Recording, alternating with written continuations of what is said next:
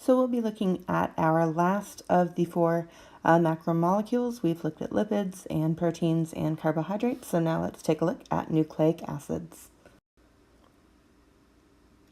In terms of function, there are really two main ones. We'll go into these in a little bit. Storing and transmitting genetic information. So the fact that they can serve as their own template is going to be really important for being able to take that information and pass it on to future generations.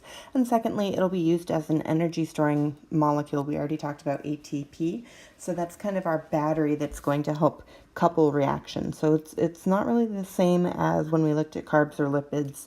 ATP is going to be its own category of energy molecule.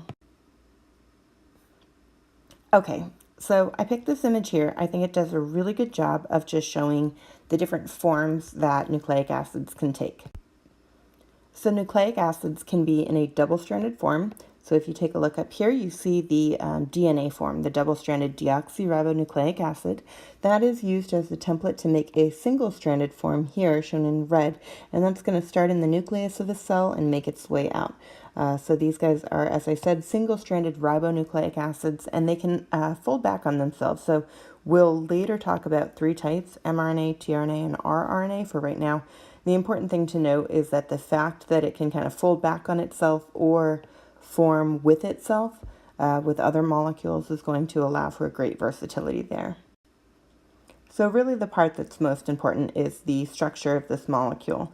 I've shown it polymerized here, so we have one single monomer here. So the monomers of our nucleic acids are nucleotides, and there's going to be three parts that you need to know: a phosphate group, a 5-carbon sugar, and a nitrogenous base. So we can see the polymerized form of the nucleotides forming a polynucleotide over here on the left. Right over here.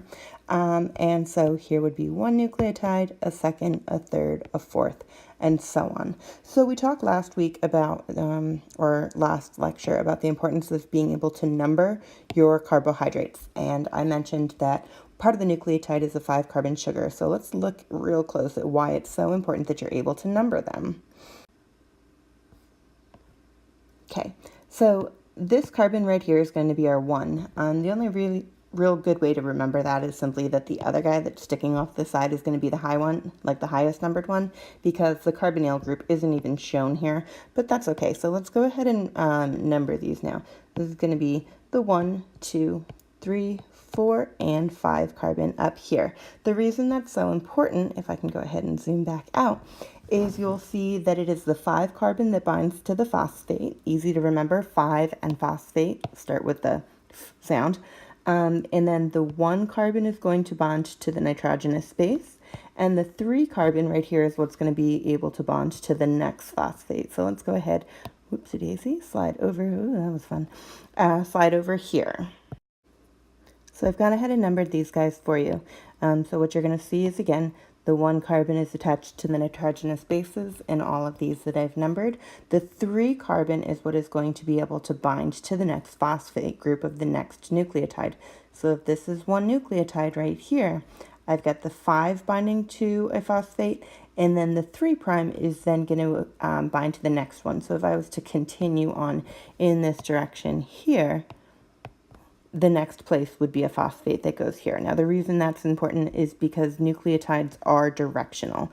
So we're going to refer to the two ends of a strand of nucleotides as being the 3' end, and that's the one with an exposed hydroxyl group, and the 5' end, and the 5' end is the one that has the exposed phosphate. Okay? All right, so that is how they polymerize. Now, each of these individual bonds that's going to form between a 3 carbon of one and the phosphate of the next, this bond is going to also be a condensation reaction, where an exposed OH from the 3' is going to condense with an OH from the phosphate group. That's going to produce water. And this kind of bond, remember, we've looked at 4 different types of bonds now. They're all really covalent bonds that have formed because of condensation, but we give them neat names like esters and peptide bonds. And now we've got something called a phosphodiester bond. And yes, you do need to know that. Later we'll look at an enzyme that can break these, and they're called phosphodiesterases. So yeah, you'll see it again. Okay, so we now understand how what the nucleotide is made out of, a phosphate, a pentose, and a nitrogenous base, how they come together, right? They come together from the 3' of one to the 5' of the other, or the 3 carbon of one to the 5 carbon of another, making this phosphodiester bond. The side that is exposed, meaning that it is like the end, the terminal end, right? In peptides, we looked at the 5' and the N terminus and the C terminus. So now we've got one end that has an OH exposed. That's going to be our 3'. The other end is our 5'. Okay, the only piece that we still have to look at are these right here. And these are the nitrogenous bases. There will be 5 that you will be responsible for knowing, but you don't need to know the structure. Here's what you do need to know. And it's pretty obvious here, right? I've got these guys that only have a single ring structure, whereas these guys down here, it helps if I'm drawing dark enough that you can actually see it, and there we go, have the double ring structure. So the ones with the single rings are all called pyrimidines. The ones with the double rings are the purines. And your pyrimidines for DNA, there's 2 different ones that you'll need to know. We've got thymine and cytosine, and these are really easy to remember because your pyrimidines have Y's in them, so thymine and cytosine, and your 2 purines do not. Those are going to be guanine and adenine. There is a 3rd pyrimidine that is present only in in RNA, which is called uracil. Okay. And I guess lastly, we didn't really talk about the pentose.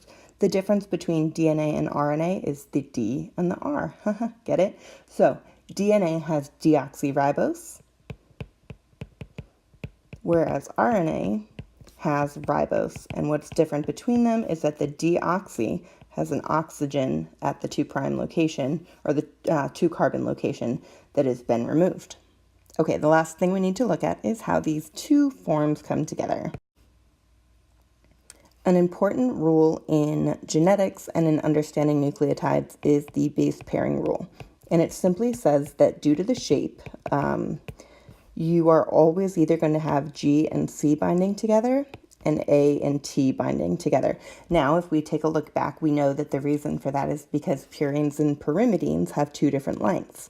So you're always going to have a purine with a pyrimidine so that that distance between the 2 backbones of the DNA remains constant. If it goes too skinny because you have 2 pyrimidines together, that ain't gonna work.